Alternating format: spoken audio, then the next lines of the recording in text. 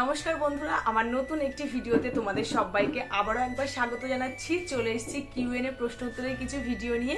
যদিও এগুলো কিউএনএ প্রশ্ন উত্তর ভিডিওর মধ্যে আমি দিচ্ছি, অনেকে আমাকে এগুলো কমেন্ট করেছিল, অন্য ভিডিওতেই কমেন্ট করেছিল, তারা অনেক কিছু জানতে চেয়েছিল, সেগুলো নিয়ে আমি এখন ভিডিও করছি। তো একজন প্রশ্ন করেছিল আমি দিনে কত ঘন্টা করে পড়াশুনো করতাম। তো আমার একটা দিনের রুটিন ছিল, সেটাই তোমাদের সাথে আমি শেয়ার করবো যে ঠিক আমি কতক্ষণ পড়াশোনা করতাম। প্রথমত সকালে ঘুম থেকে উঠে 6টা থেকে 6:30টার মধ্যে মাঠে যেতাম রান প্র্যাকটিস করতে। প্রথম 2-3 বছর আমি কখনো রান প্র্যাকটিস করিনি। আমি একটা আমার বান্ধবীর সাথে যেতাম প্র্যাকটিস করতে আমাদের কাছের একটি মাঠে।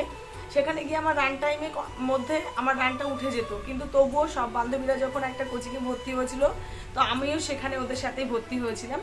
তো সকাল 6:30 থেকে 8:30 পর্যন্ত ওখানে আমার সময় কেটে যেত। 8:30টার পর যখন আমি আসতাম, আমার যেহেতু আমি অঙ্গনারী সহায়িকার কাজ করতাম, আমার 8:30 নাগাদ থেকে স্কুল শুরু হতো, সেখান থেকে 12টা অবধি চলতো।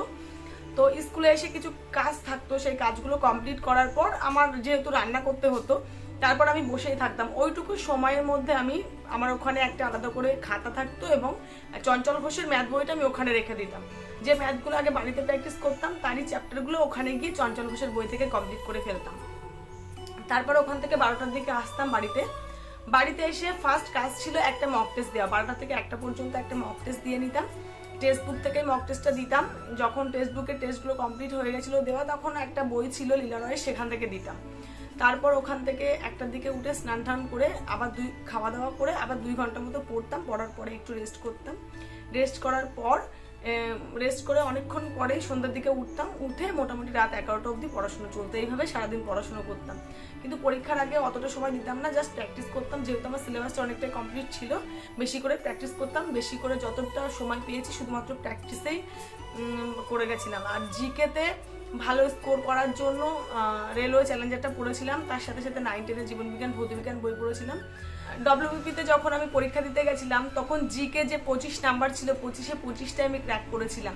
এমনকি 2টো কোশ্চেন প্রথমে রং দেখিয়েছিল যে এই 2টো কোশ্চেনের অন্য অ্যান্সার, কিন্তু পরবর্তীকালে যখন ফাইনাল আরেকটা অ্যান্সার কি দিয়েছিল, তখন আমি দেখেছিলাম যে আমার 25-টা জিকেই আমার সঠিক হয়েছিল।